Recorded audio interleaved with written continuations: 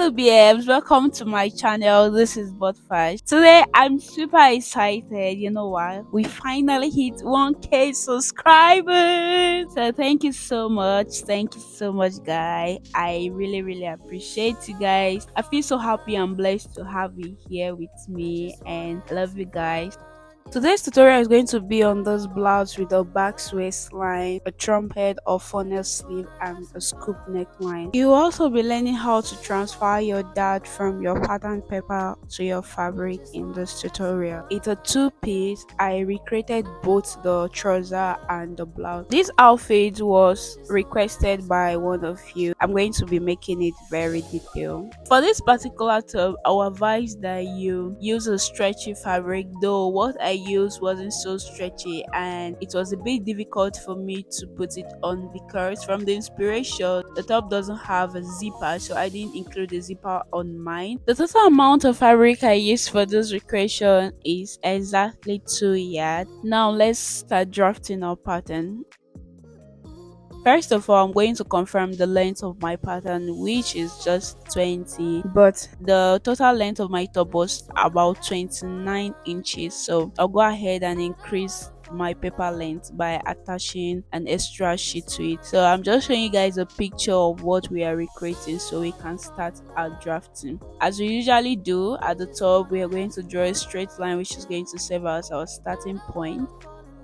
And then I'll take my shoulder measurement 7.5. From there I'll come down by 1 inch, which is my shoulder slope, and then from that shoulder slope I'm going to take my chest measurement, which is 8 inches. That is my bust measurement divided by 6 plus 1.5. I'm also marking 2 extra points of my shoulder measurement divided by 2, just so that I will draw a straight line. And then afterward I looked for the midpoint of my shoulder line and then went in by 5 inches. At that chest line I imputed my bust measurement divided by 4, use my curve ruler to curve it. So I went ahead to take my vertical measurement, which is my shoulder to my bust point, shoulder to my under bust point, and shoulder to my half length, and then I'll just go ahead and rule a straight line and label everything. At the underbust, I'm going to mark my underbust measurement divided by 4, but then I am going to include a dart here because I'm not using a stretchy fabric and I want to see like a fitting between my bust and my underbust. That's why I'm including the dart. I'm going to minus the half length from my full length. So my full length is 29, minusing 17, the result is 12. So from the half length I'm going to mark 12. So once I was done with that, I went ahead to mark my half length to my hip measurement, which is 9 inches. At this point I noticed that my line wasn't straight. I just had to correct it. At this hip region I'm going to be subtracting 2 inches from my hip measurement divided by 4. For example, my hip divided by 4 is 12 inches, but I will be marking 10 inches at this hip line. Go ahead and mark the half length, and then I include 1.5 inch, which is going to be my dart intake. From my bust point I'll come down by 1 inch, which is where my dart leg is going to start from, and then at the half length I'm going to take 0.75 on each side. That's my 1.5 divided by 2. I've already included the dart allowance, which is 1.5. What I'm doing right now is to take the difference at the under bust point and mark, which is about 0.75. So I'll connect all the dots together. So at my half length I'll come down by 5 inch. This is for my back effect, and then I'm going to drill it to the full length of my dress, or my top rather, which is what I just did. Then I went ahead to add half an inch to the backs. That's for hemming. So now I'm just adding my sewing allowance to the outfit. That's 1.5 inch. So I will take my straight ruler and just rule out a straight line connecting all the points I just marked, which is what you see me do right now.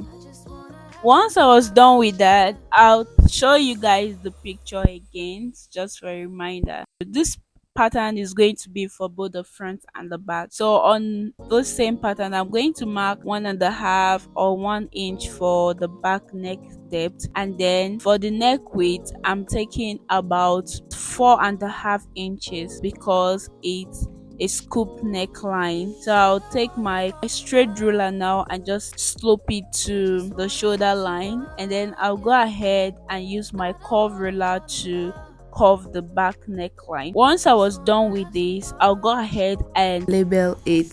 The back neck depth is 1.5, and the width for both the front and the back neck depth is 4.5. While the front neck depth, I'm using 6 inches. You can come down more if you want your cleavage to show as the inspirational video. So I drew a square just as you see me do right now. So from this square, I'm just going to use my curve ruler and curve it as you see me do. This way, I'm going to have that scoop neckline shape at the front. Go ahead and do the same thing. So I'm extending my dart downwards from my half length by 6 inches. I also marked the 4-inch I took, that's my bust point divided by 4. So I'm just going to draw everything just the way you see me do, and we are done with the front piece of our outfit. I added half an inch around the armhole area. I'll just go ahead and cut the back neckline. Mind you, we're cutting the back neckline first, so we don't make a mistake and cut both the same way. So I'm going to be teaching you how to transfer your dart from your pattern into your fabric. So I usually use two methods, which I'm going to give a very detailed explanation here. And I have already gone ahead to cut my back pattern on my fabric, so I did not include the dart at the back. So when you are cutting yours on your fabric, make sure to eliminate the dart.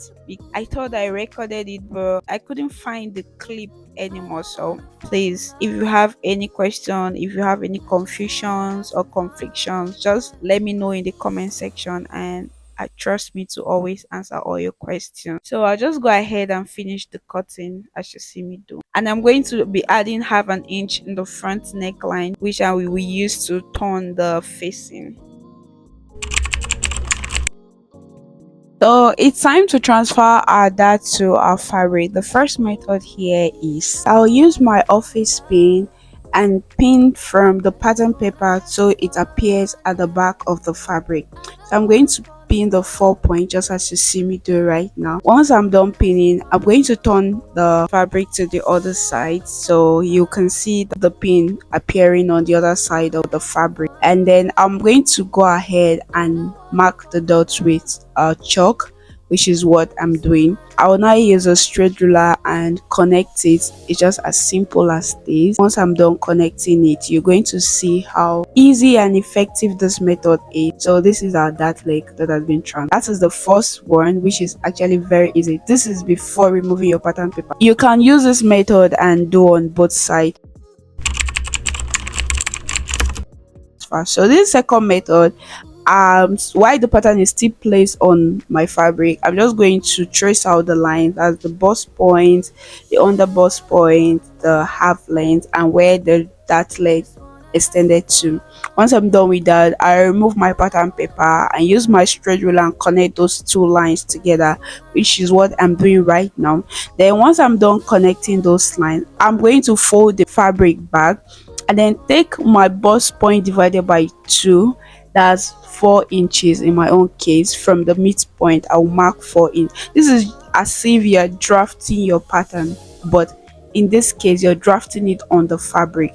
So once you're done marking the 4 inches to where the dart leg is extended to, you now use your straight ruler and connect that midpoint. Okay, first of all, you come down by 1 inch from the bust point, just as the way we drafted our pattern.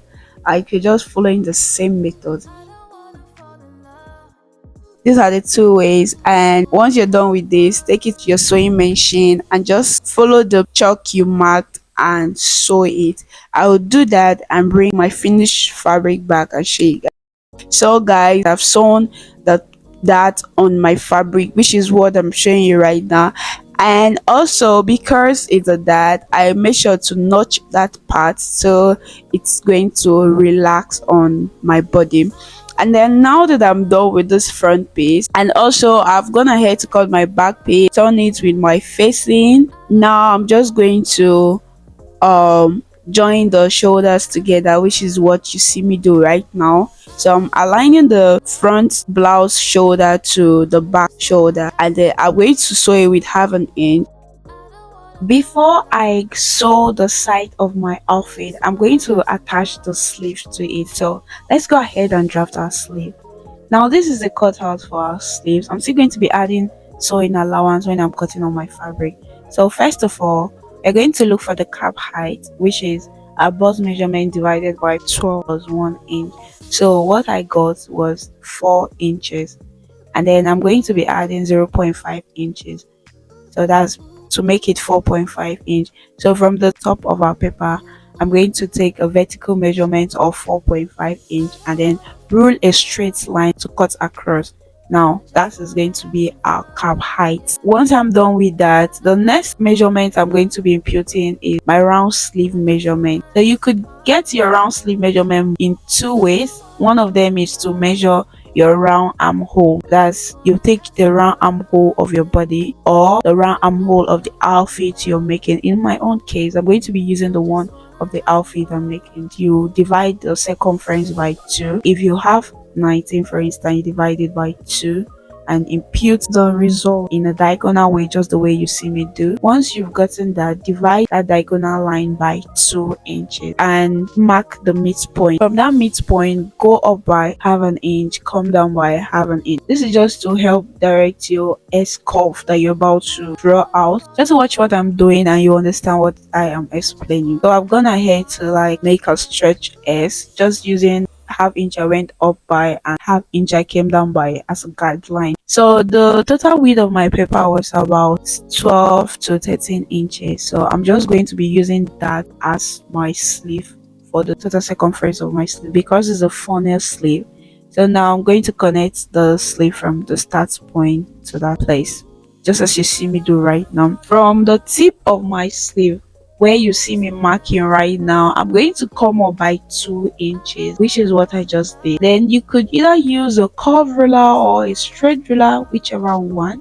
The choice is yours, and make a nice curve to meet the other end of your sleeve. So I'm going to be using a curve ruler, and that is what you see me do right now.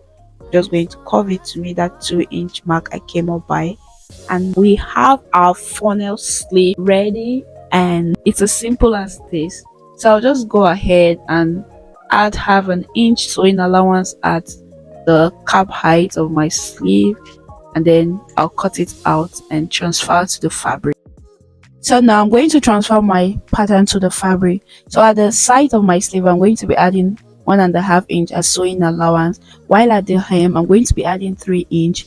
You know, I've already deducted 2 inches from one side of the sleeve, so this is like I'm replacing that 2 inch, and then I'm also adding hemming allowance.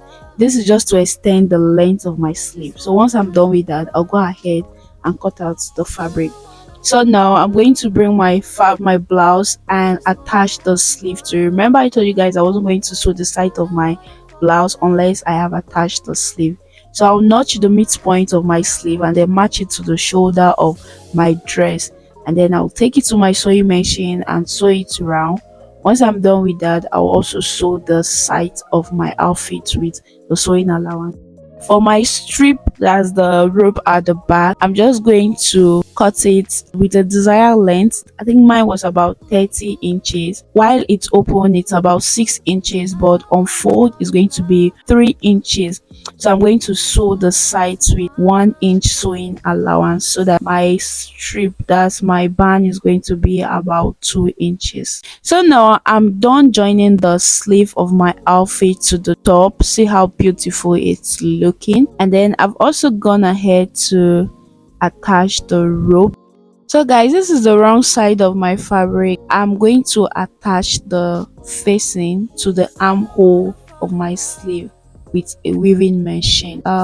This is important because it will not drag the sleeve, unlike when you sew it together, it tends to drag the sleeve. Once I'm done with that, I'll just go ahead and trim my facing, like reduce the length. I noticed it was too long. Then I'm going to sew my hemming on to the neckline of my dress, and I'll also iron it down. So this is the final look. I also went ahead to hem the backs effects and hem the sleeves of my outfit and see how beautiful it's looking. So guys, thank you so much for watching to the end of this video. Please, if you like this video and if you found it helpful, give it a thumbs up, share with your friends and family, and also subscribe to my channel to be part of this amazing family. I love you guys. Stay tuned for the second part of this tutorial, which will be posted soon to this channel. Thank you so much. Also, if you recreate this, I would love you to send me a picture of it on my IG page, which is bodfash_glam. Thank you so much, guys. See you in our next tutorial. Bye.